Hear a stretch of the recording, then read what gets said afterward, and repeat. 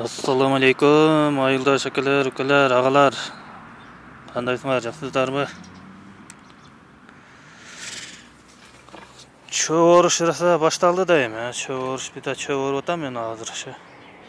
Анда бир идеяны айтып коеюн, жаңылык деле жок болчу, ушуну жаңылык кылып коеюн дедим. Могу чалгынын башын былтыр чыгып кетерди эле. Анан кийин мен могу калыныраак турбага чалгыны сваркалап таштадым. Чыкпай турган. Чөгөргөндөр жакшы билет да, чалгы карма чөгөргөндөр. Ошолорго проблема ошо чалгынын башы чыгып кете беришчи.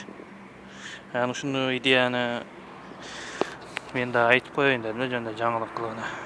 Жаңылыкта эмес. Мындагы бул турбанын калындыгы 3 мм, диаметри 4 см. Анан ушундай жоон турбага, калыныраак турбага мындай кылып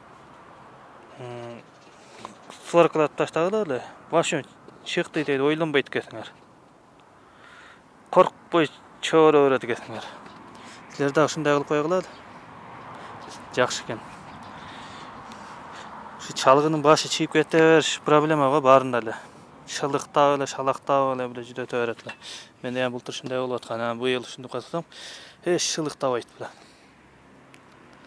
Katırıp taşladım, ana şunday hep çoğur odam. Çöplerin odam, orup odam. Şunday, sizler de şunday olup atsan, jakşı olur etken. Çalgının başı çıkpay turan olup.